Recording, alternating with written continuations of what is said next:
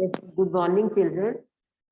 बेटा, जैसा कि हमने पाठ 11 में उपपद विभक्तियों का भी कुछ ज्ञान प्राप्त किया कि किसके साथ में कौन सी विभक्ति आती है। फॉर एग्जाम्पल, जैसे प्रति के साथ द्वितीय विभक्ति, और सह के साथ तृतीय, यच के साथ चतुर्थी, वही के साथ पंचमी, ऊपरी के साथ षष्ठी। इसी प्रकार से आज हम उपपद विभक्तियों के बारे में पूर्ण रूप से जानकारी प्राप्त करते हैं। सबसे पहले तो प्रश्न ये है कि उपपद विभक्ति किसे कहते हैं।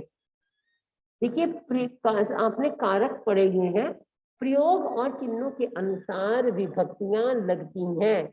विभक्तियां जैसे प्रथमा विभक्ति देवै देवौ दिवा, लता लते लता, किंतु कुछ विशेष शब्दों और धातुओं के कारण विशेष विभक्तियों का प्रयोग होता है। अंडरलाइन करिए इसे। विशेष शब्दों और धातुओं के कारण विशेष विभक्तियों का प्रयोग होता है, उन्हें उपपद विभक्ति कहते हैं। उपपद विभक्ति किसे कहते हैं, ये भी प्रश्न है आपके सामने, जो एमसीक्यू क्वेश्चन है उसमें भी ये आ जाता है कि कुछ विशिष्ट पदों, शब्दों और धातुओं के कारण जब विशेष विभक्ति का प्रयोग होता है तो उसे उपपद विभक्ति कहते हैं। अंडरलाइन करिए बेटा। जैसे रामायण मिष्ठान्नम रोचते, यहाँ क्या ये रोचते, रोचते है रुच धातु। रुच धातु के कारण राम शब्द में चतुर्थी विभक्ति का प्रयोग हुआ है। रुच धातु, रुच मीन्स अच्छा लगना, किसी को कुछ अच्छा लगना, और जिसको अच्छा लग रहा है उसमें चतुर्थी विभक्ति का प्रयोग होता है। राम को मिठाई अच्छी लग रही है, राम के लिए, तो उसमें क्या है, जिसको अच्छा लग रहा है, जिसके लिए अच्छा लग रहा है उसको, उसमें चतुर्थी विभक्ति का प्रयोग होता है। अब देखो, प्रथमा विभक्ति तो हमारी साधारण सी है, उसका कोई ऐसा नियम नहीं है, लेकिन हम द्वितीय विभक्ति से उपपद विभक्तियां शुरू करते हैं। द्वितीय विभक्ति, अब यहाँ पर देखिए, उभयतः, परितः, सर्वतः, बिना, ये जो वर्ड्स हैं ये आपको याद करने हैं। उभयतः मीन्स दोनों ओर, परितः मीन्स चारों ओर, सर्वतः मीन्स सब ओर, बिना आदि के योग में द्वितीय विभक्ति आती है।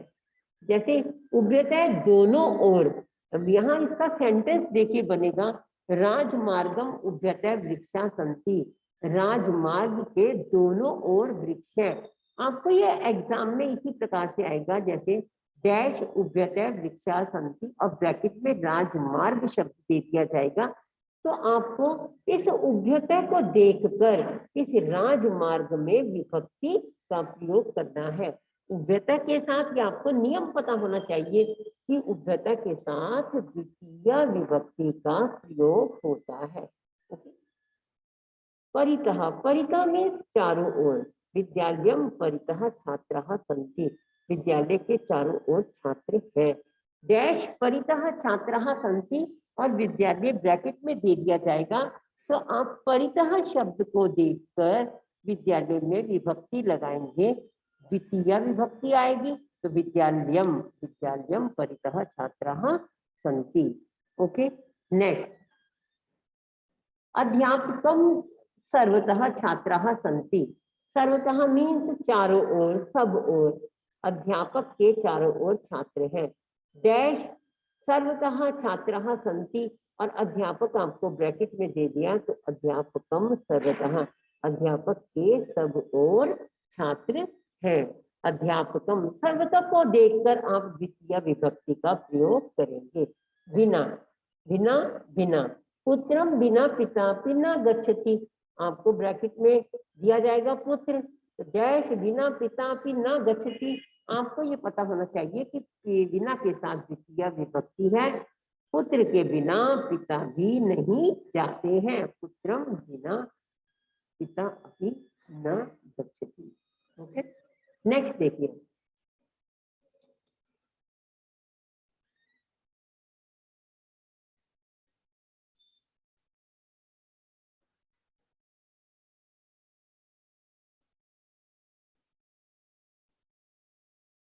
नेक्स्ट इज तृतीय विभक्ति। तृतीय विभक्ति के देखिए शब्द कौन कौन से हैं।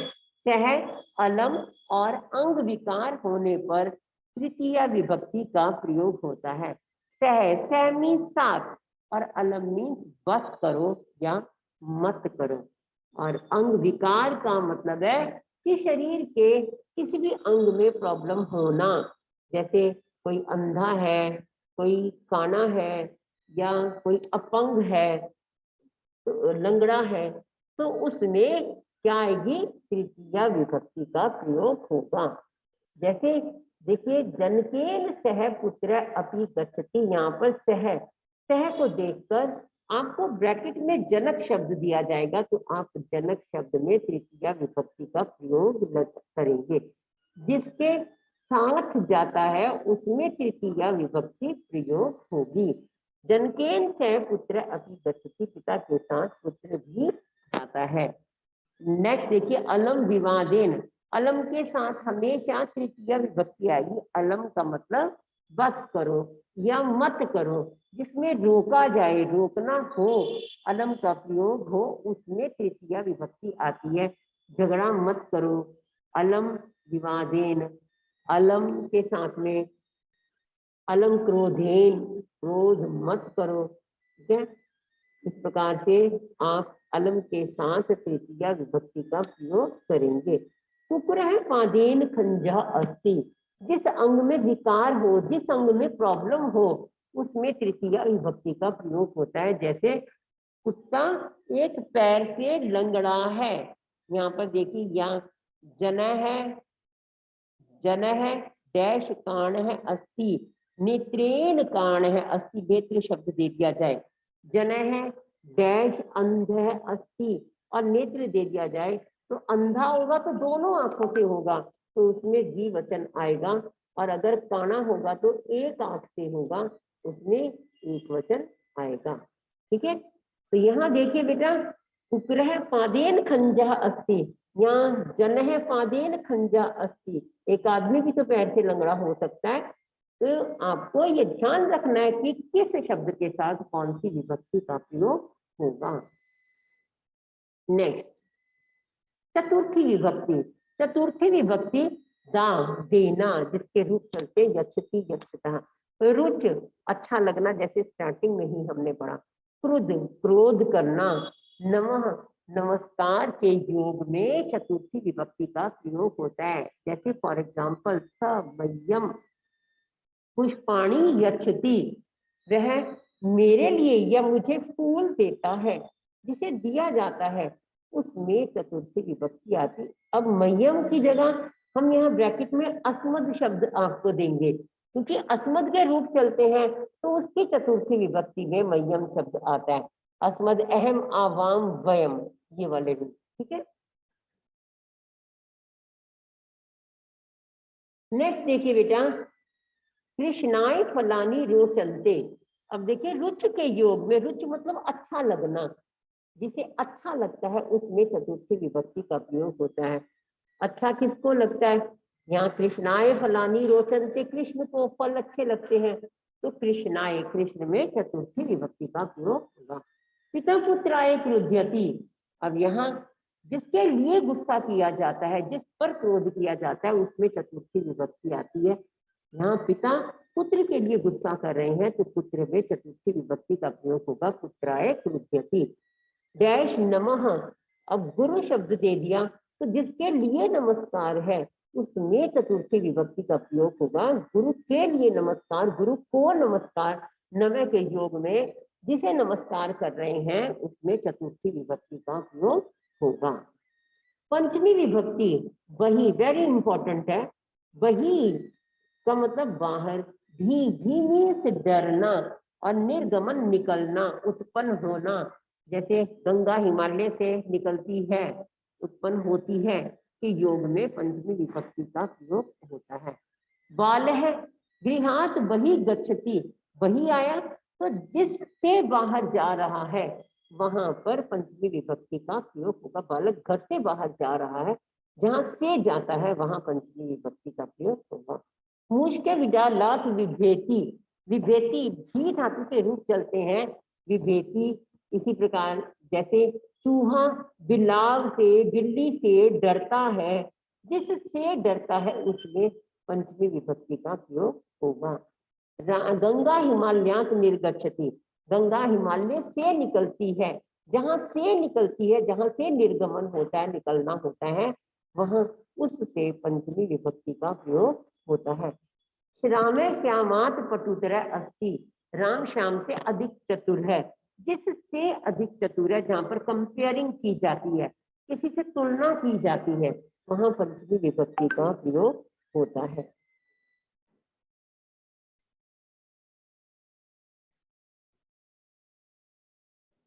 जिससे तुलना की जाती है उसमें पंचमी विभक्ति का प्रयोग किया जाता है।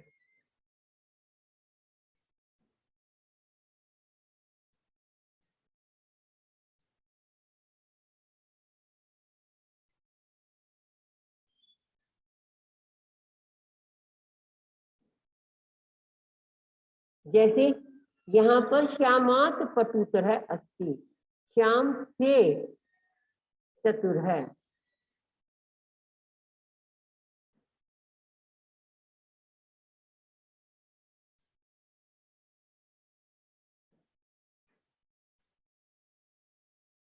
यस, नेक्स्ट देखिए,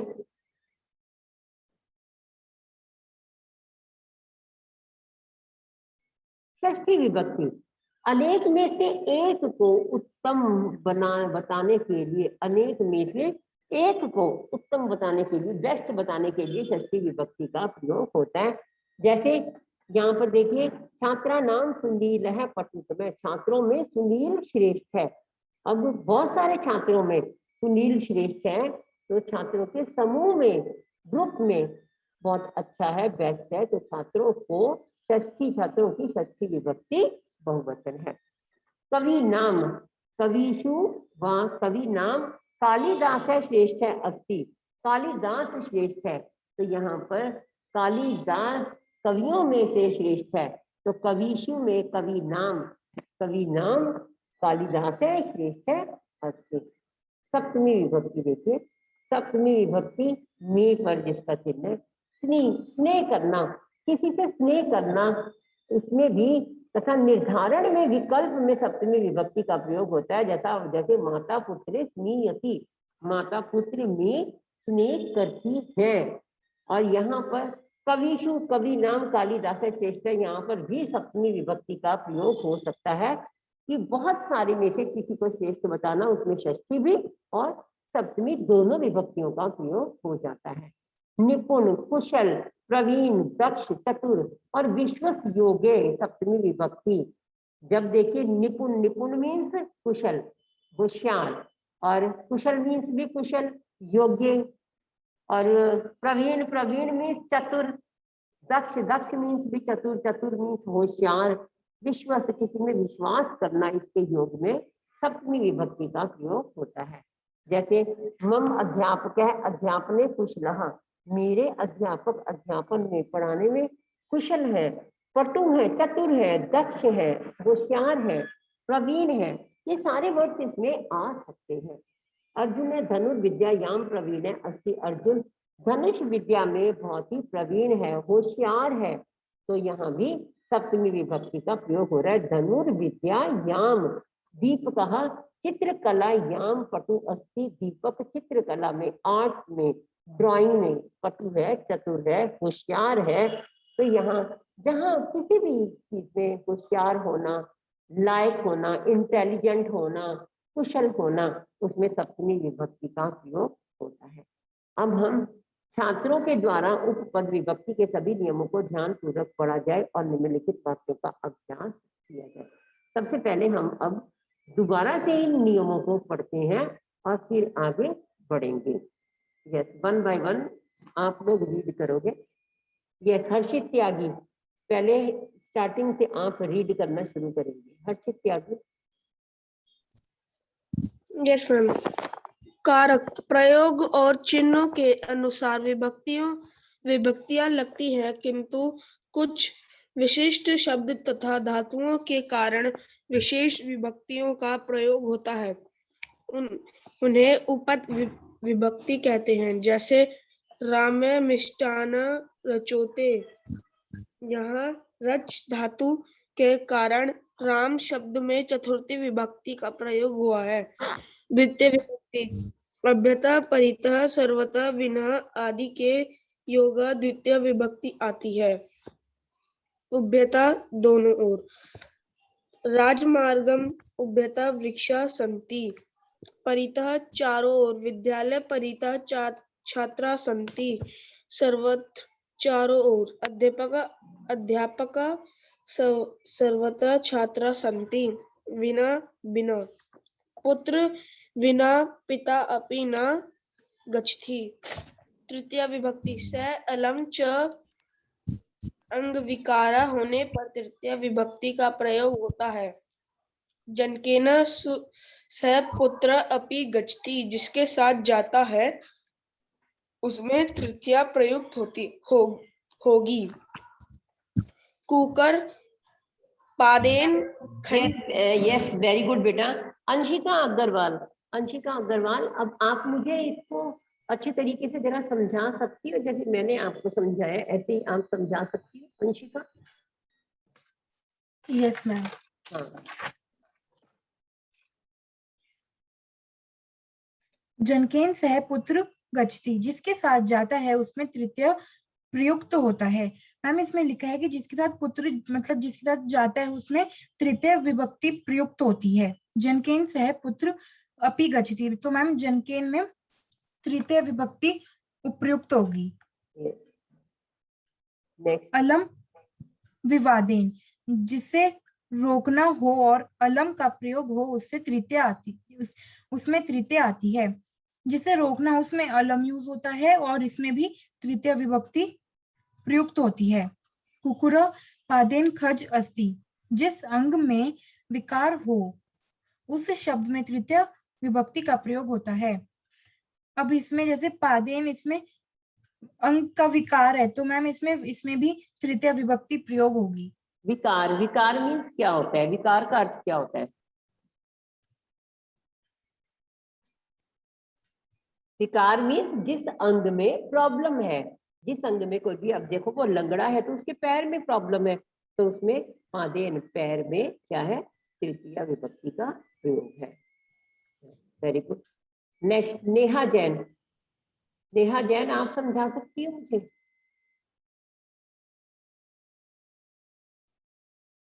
नेहा? यस। और कौन इसको बिल्कुल डिटेल्स में समझा सकता है? Please hand raise. Anyone can?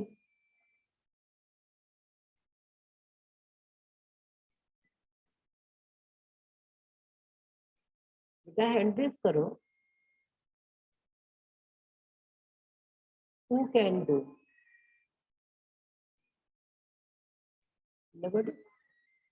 अभी आपने सुना है, आपके सामने ये लिखा हुआ भी है, आपने इसको सिर्फ समझाना तो है। कैसे समझाएंगे आप?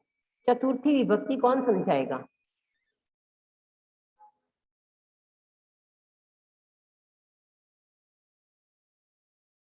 यस, चतुर्थी विभक्ति।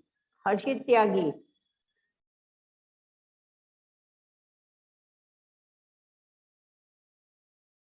बोलो बेटा। परी अग्रवाल, आप समझाइए।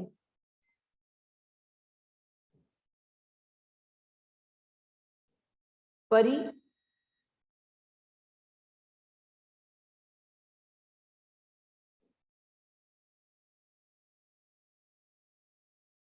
Not listing.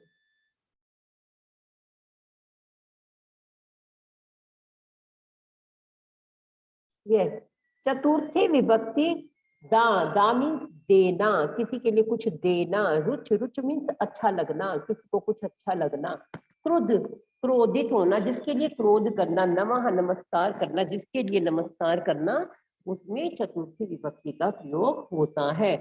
समयम पुष्पाणि यच्छति, यहाँ पर देखिए जिसके लिए फूल दिया जा रहा है, मुझे दिया जा रहा है, तो उसकी चतुर्थी विभक्ति यहाँ पर मय्यम जो है ये अस्मद मूल शब्द है। अस्मद मूल शब्द का चतुर्थी विभक्ति रूप है। डैश फलानी रोचनते, रुच धातु है और कृष्ण शब्द दे दिया, जिसके लिए अच्छा लगता है, जिसके लिए कुछ अच्छा लगता है उसमें चतुर्थी विभक्ति आती है। जिसे अच्छा लगता है, कृष्णाय फलानी रोचनते, पिता पुत्राय क्रुध्यति। अब यहाँ पर देखिए, जिस पर क्रोध किया जाता है, पिता पुत्र पर क्रोध कर रहे हैं, तो उसमें चतुर्थी विभक्ति का प्रयोग होगा। गुरुवे नमः, जिसके लिए नमस्कार किया जाता है, अगर मैं सूर्य दे देती हूँ तो सूर्याय नमः, अगर मैं जनक दे देती हूँ जनकाय नमः, आचार्य देती हूँ तो आचार्याय नमः, शिक्षिका दिया शिक्षिका यही नमः, ओके। लक्ष्मी दिया लक्ष्म यही नमः, जिसके लिए नमस्कार है उसी शब्द के रूप चलाकर आप चतुर्थी विभक्ति लगा देंगे। पंचमी विभक्ति, वही बाहर भी डरना, निर्गमन निकलना, उत्पन्न होना के योग में पंचमी विभक्ति का प्रयोग होता है। फॉर एग्जाम्पल जैसे बाल है, गृहात बही, मैं विद्यालयात बही भी कह सकती हूँ, भवनात बही भी कह सकती हूँ। बच्चा घर से बाहर जाता है, जहां से जिससे बाहर जाता है उसमें पंचमी विभक्ति का प्रयोग होता है। मुश्क विद्यालात विभेति, जिससे डरता है, मुश्क सिंगात विभेति, शेर से डरता है, तो जिससे डर लगता है उसमें पंचमी विभक्ति का प्रयोग होता है।